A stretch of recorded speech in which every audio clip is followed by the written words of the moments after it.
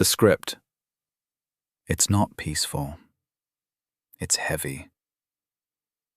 You're sitting 3 feet away from the person you love, but it feels like there's an ocean between you. You look at them, and for a split second you wonder if they even see you anymore. Or worse, you wonder if you still see them. And then the thoughts start.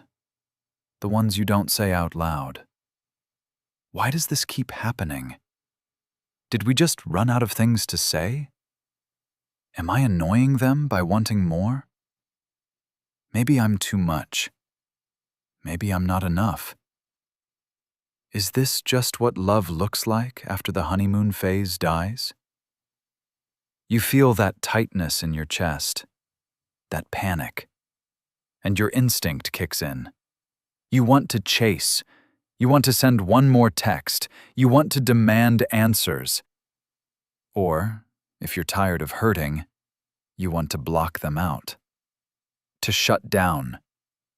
To protect yourself. But here is the truth that changes everything. The distance isn't happening because you've stopped loving each other. It's happening because your nervous systems have stopped trusting each other. You are not failing at love. You are stuck in a biological loop, and every couple who has ever loved deeply has stood exactly where you are standing right now. By the end of this video, you will understand exactly why chasing pushes them away and why blocking kills intimacy. And I'm going to give you the one specific shift that breaks the cycle instantly. Let's get into it. The mindset reframe. Most couples believe that when connection starts to slip, the solution is to try harder. They think they need to talk more, argue better, or force a resolution. They believe that if they just explain their pain clearly enough, their partner will finally get it. But the real truth is much deeper, and honestly, it's much simpler. When safety leaves a relationship, the love doesn't disappear. It goes underground. Here's what's actually happening beneath the surface. Your partner's nervous system is reading you long before their mind can catch up. When you chase, when you pursue, question, or demand closeness, their brain registers that pressure as a threat. Not because they don't love you, but because their attachment system is screaming, "I am being overwhelmed. I need space to regulate." So they withdraw, they stonewall, they go silent. And when they withdraw, your nervous system reads that silence as abandonment. It triggers a primal panic. So you chase harder, you text again, you ask, "What's wrong?" for the 10th time. This is the anxious avoidant trap. And it is not a sign of incompatibility. It is a sign that two people who both desperately want connection are using opposite strategies to get it. One seeks safety through closeness. The other seeks safety through distance. What looks like indifference from your partner is usually someone who has been so emotionally flooded that silence is the only protection they have left. And what looks like neediness from you is usually a nervous system begging for reassurance that you still matter. You cannot logic your way out of a nervous system reaction.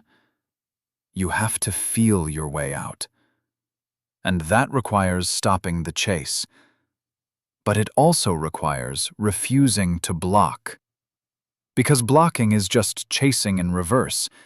It's still a reaction. It's still giving the dynamic power over you. There is a third option, a way to stand firm in your own worth while leaving the door open for connection.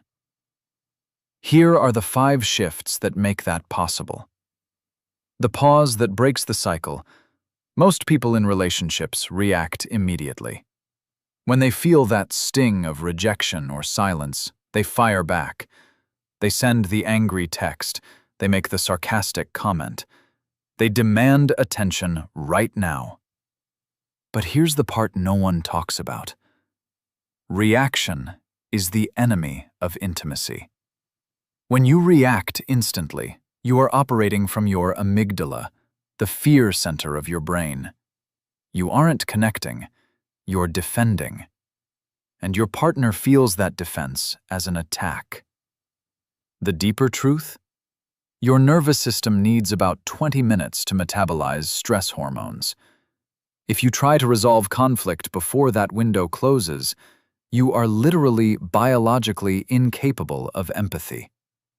Here's the contrast. The disconnecting version. You feel ignored. You immediately text, "Wow, guess you're too busy for me." Typical. Your partner reads this, feels attacked, and shuts down further. The wall gets higher. The connecting version. You feel the panic rise. You put the phone face down. You take 3 deep breaths. You say to yourself, "I am safe. I can wait." You wait 2 hours. Then you say, "Hey, I felt a bit disconnected earlier. I'd love to check in when you're free." See the difference? One demands, the other invites. And when you do that, the walls between you start to come down, without either of you having to say a word. Name the dynamic, not the person. Most couples spend hours arguing about the content of the fight. Who did the dishes? Who forgot the date? Who said what? They attack each other's character. "You're so selfish. You're so sensitive." But here's what nobody explains. The content is never the problem. The pattern is the problem. When you attack the person, their nervous system goes into survival mode. They stop listening to understand and start listening to defend. But when you name the dynamic, you take the blame off the table. You turn the problem into something you can look at together, instead of something you fight over. Here's the contrast. The disconnecting version. "You never listen to me. You're always on your phone. You don't care about my day." Your partner hears, "I am a bad partner. I am failing." They withdraw. The connecting version. "I notice that when we both get stressed, we tend to drift into our phones. I miss you. Can we hit pause on the screens for 10 minutes? Your partner hears, "We have a pattern, and she wants us." Something in him is saying, "She's not attacking me. She's inviting me back." This isn't a communication hack. This is what it looks like when someone has learned to love without losing themselves in the process. Stop chasing closure. Start offering presence. Here's the thing. When you're anxious, you crave closure. You want them to explain why they pulled away. You want a guarantee that it won't happen again. You chase that certainty because it feels like safety. But chasing closure actually pushes safety away. Because closure is a mental concept. Presence is an emotional experience. You cannot think your way into feeling secure. You have to be secure. The deeper truth? Your partner doesn't need you to fix their mood. They need you to be steady in yours. When you stop chasing answers and start offering calm presence, you become a safe harbor, not a storm they have to weather. Here's the contrast. The disconnecting version. You corner them. "Why were you quiet at dinner? Did I do something? Are you mad?" You are digging for data. Your partner feels interrogated. Their brain registers danger, trap. The connecting version. You sit beside them. You don't ask questions. You just exist. You say, "No pressure to talk. I'm just happy to be near you." You read a book. You breathe. Your partner's nervous system slowly exhales. Her brain is quietly registering, "He actually heard me this time. I don't have to perform." That's the shift that turns a relationship that feels like a negotiation into one that feels like a refuge. The open door policy. Don't block, just boundary. When you're hurt, the urge to block, to cut off access, to punish with silence, to make them feel the loss, is overwhelming. It feels like power. It feels like self-respect. But blocking is often just a covert bid for attention. It's saying, "Look how much you've hurt me," hoping they'll chase you to prove they care.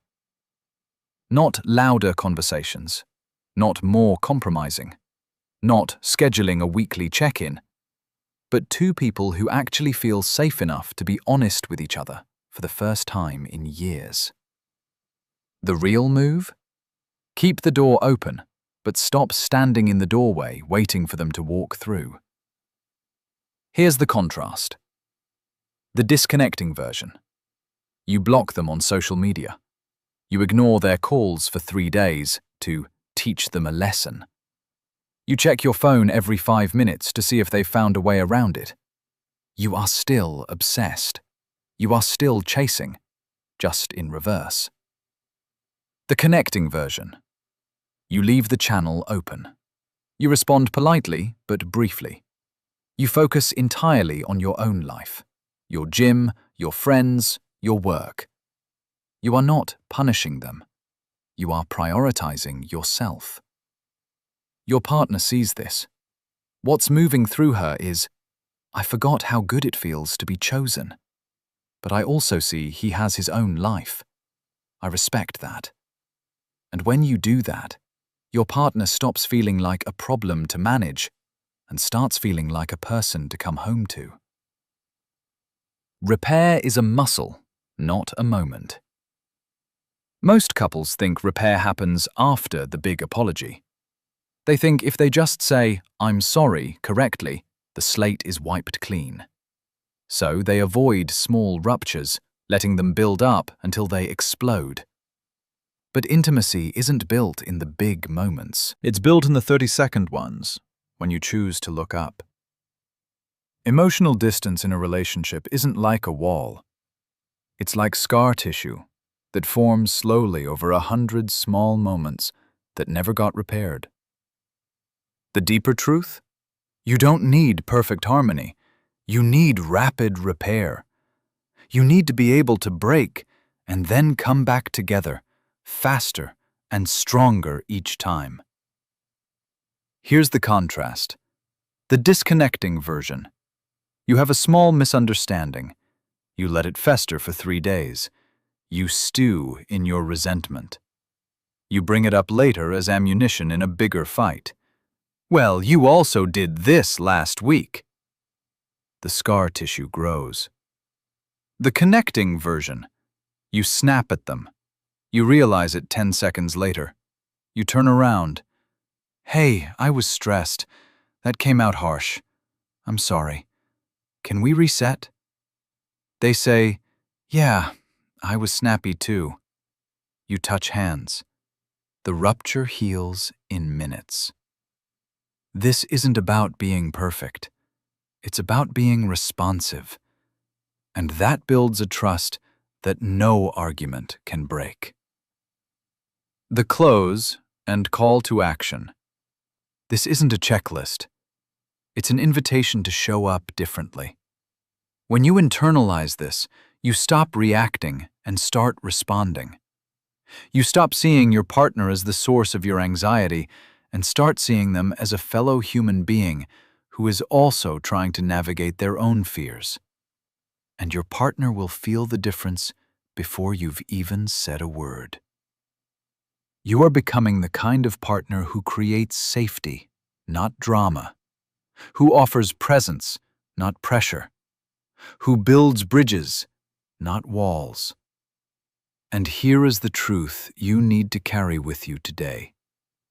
Real intimacy doesn't start when you find the right person. It starts when you decide to become one.